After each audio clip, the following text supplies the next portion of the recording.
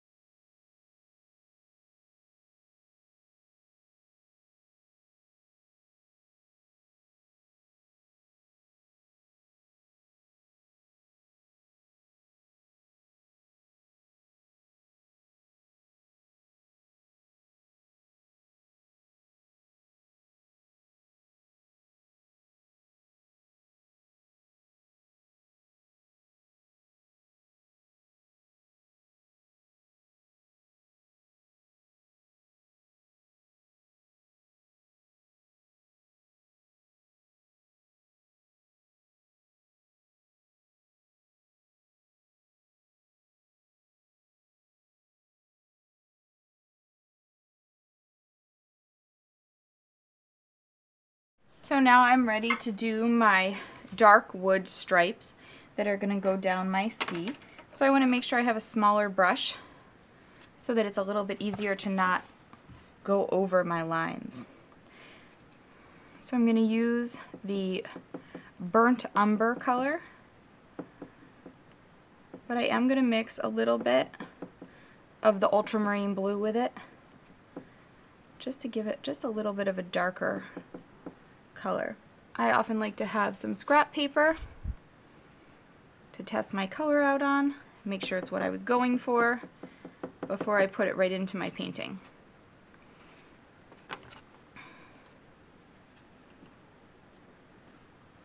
Now this is a wood grain stripe, so again it's not going to be perfectly one tone all the way up. You want it the same basic color, but you don't have to go too crazy making it a perfectly even colored stripe, because you're going to have the natural variation in the wood.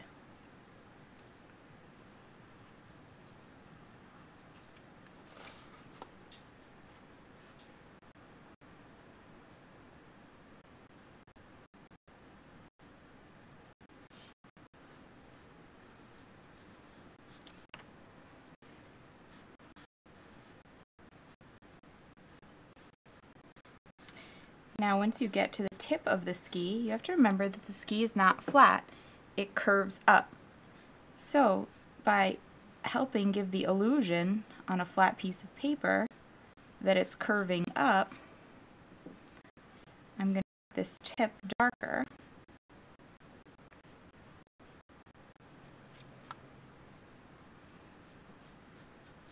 Because the light would not be hitting it the same. And I'll come right down the other side, doing the same thing, making it just a little bit darker at that tip.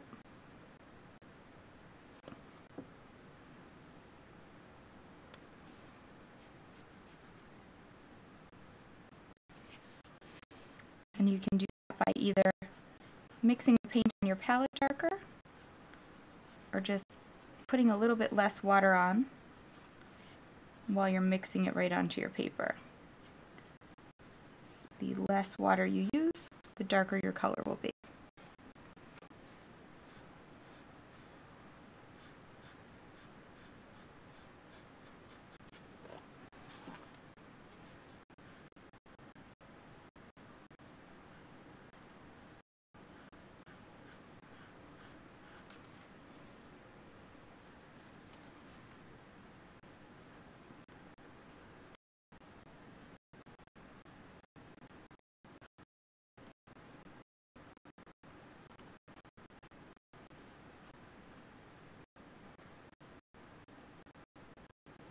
You want to make sure that you have enough water on your brush so that the color is mixing, but not so much that you're going to go outside of your lines or form a huge bloom in the paint next time you put your brush down.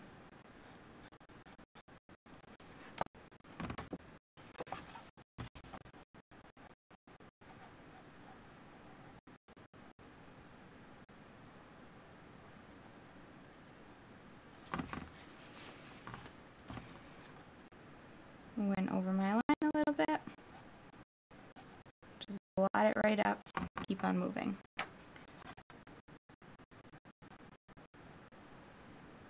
Make sure your lines match above and below the break.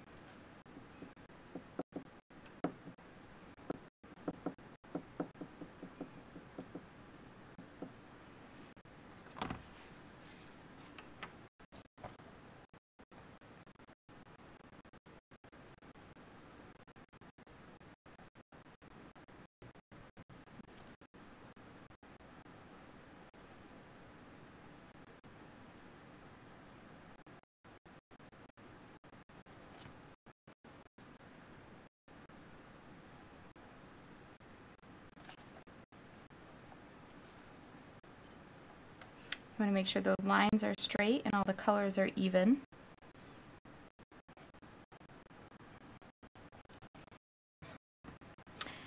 Those first lines are all the way in. We can move on to the second ski.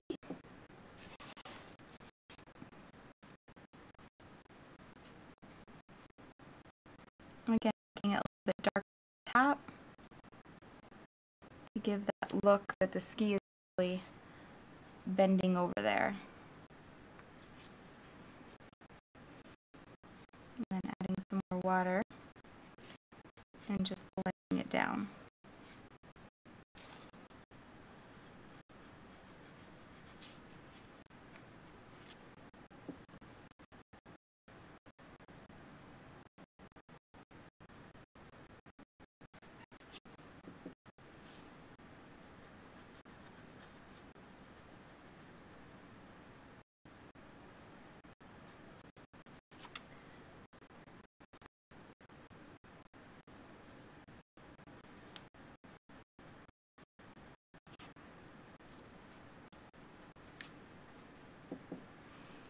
And the same on the other side.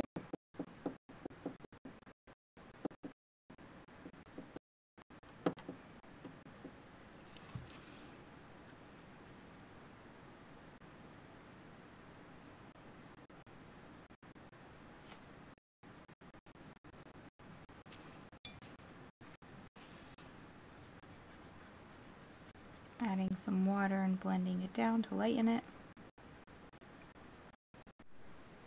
So my camera stopped taping for a minute there. So what I was doing was I was lifting this lighter edge that the sun hits.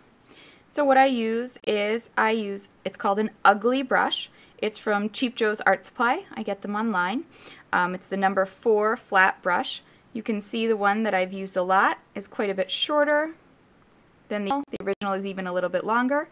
But I find these brushes are just stiff enough to lift the paint without damaging the paper. So I always have the paper. I keep the edge of the brush if I want a sharp edge so that I can control it better. And all I do is go along the edge. I get my brush wet, but I blot it off a little. And then I just go through and lift out that paint. I tend to like to put my paint down as long as I know it's not a staining color, and then lift it up instead of just never painting there for these little highlight areas. I find that it gives the original look of the paint. It has that stained area, so it actually looks like the paint's still there, it's just the light hitting it and it's a little bit lighter. So I've gone down and I've lightened that entire edge, and then I've come back through with my paint and I've just gone right back up to that edge to give it a darker color. I've also added some little accents here. There was like some nail marks on the edge, so I just added that with the same mixture of the dark colors that I've been using. And then I'll go ahead and just blend them in a little bit so they're not so sharp. It looks like it's blended in and worn down onto my old ski a little bit. When you're lifting, it's important that you lift a little and then you blot up the water, or else you'll just end up with a ring mark where you're doing it. Just like I did on the background, I've used some of my darker mixed up colors and added some texture down my ski to give it the look that they are older skis and they have some scuff marks and things like that. So I've gone through and I've done that to the entire ski. You can see that highlight area really makes the ski pop out. And also by using those darker mixtures and putting them on the top of the ski, it really makes it look like it's folding over so that it has that look of the ski bending.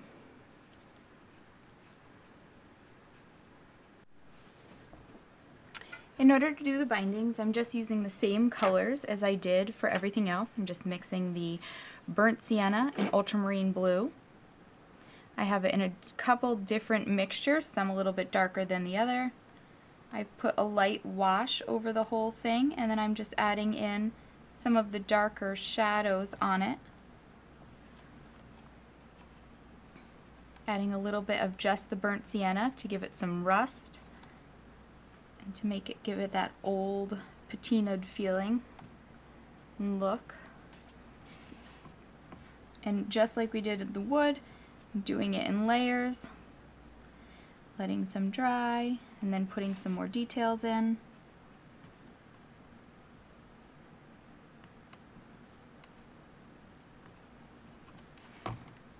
And adding all the details. For the smaller wire parts, I've just mixed some ultramarine and burnt sienna to a dark, almost black. I'm remembering which side the sun is coming from, and I'm just adding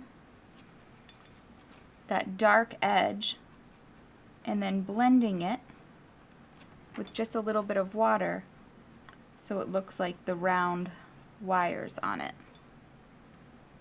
And again, when you're doing this, you just want to remember which side the sun is coming from, or the light in your painting, so that the highlight on the skis is the same side as the highlight that you're showing on your wire.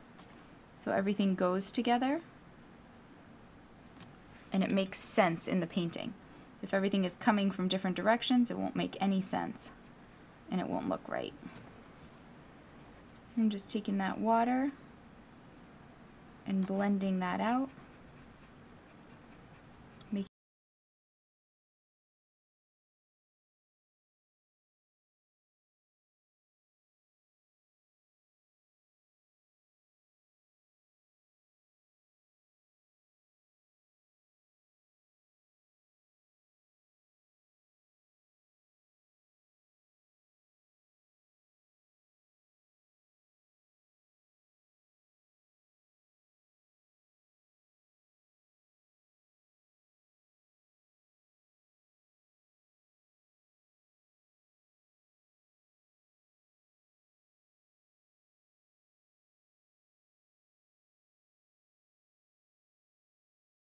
So now we have all the main parts into the painting. So the base of the skis are in, all the buckles are in. I don't have any big white areas left. I have everything basically in. So now it's time to take a step back, really look at it, and decide what else I need to do, where I need to lift, what needs to be darker, more texture that goes into my wood. So I'll start doing all that now. So now I'm going to add some more of the details into my wood that I was doing.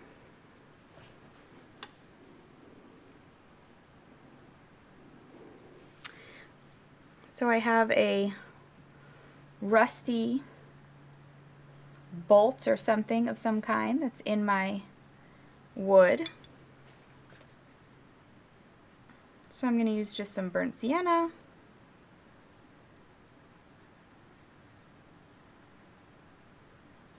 Weather that in a little.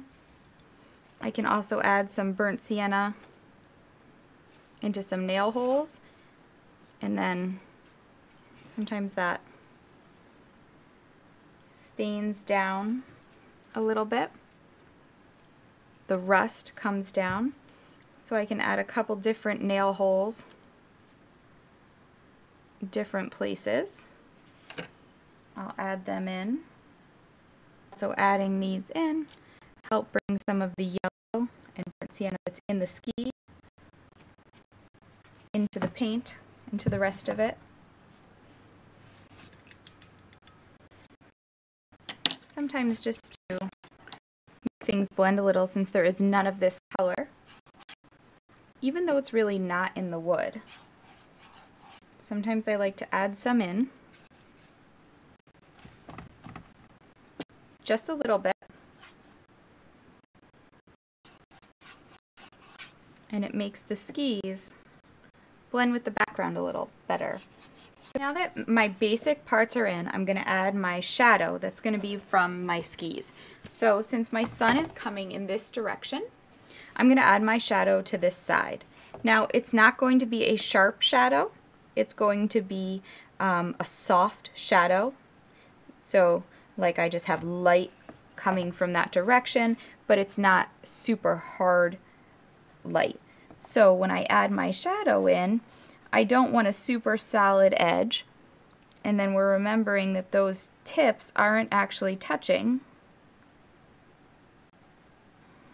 They're coming out. So as I add my shadow with a brush, I'm going to soften the edge as I go so that it has a shadow. Might be a little bit darker right next to it.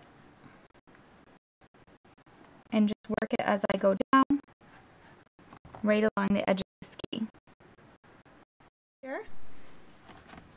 And doing my shadow for the other ski.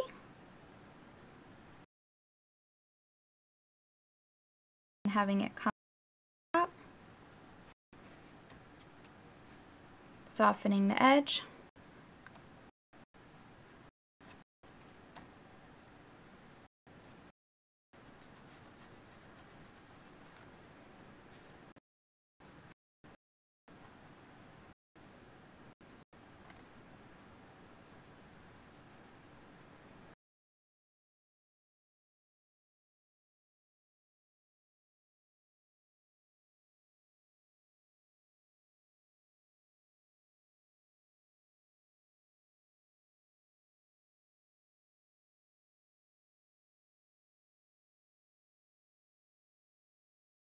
Important part of doing a painting is making sure that you have signed it, so that you have signed your work. I always use colors that I've used in the painting. I like it to be there, but I don't want it to be the focus of the painting. I always like it to be straight across with the bottom of the painting and a little ways in from either the left or the right hand side, depending what I've painted. Depending on the size of the painting, depends on how big I do it. I don't like it to be huge and really take it over, but I want you to be able to see it.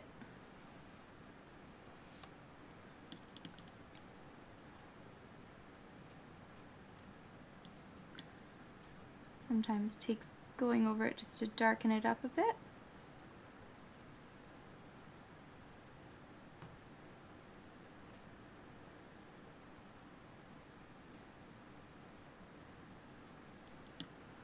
And the painting is finished.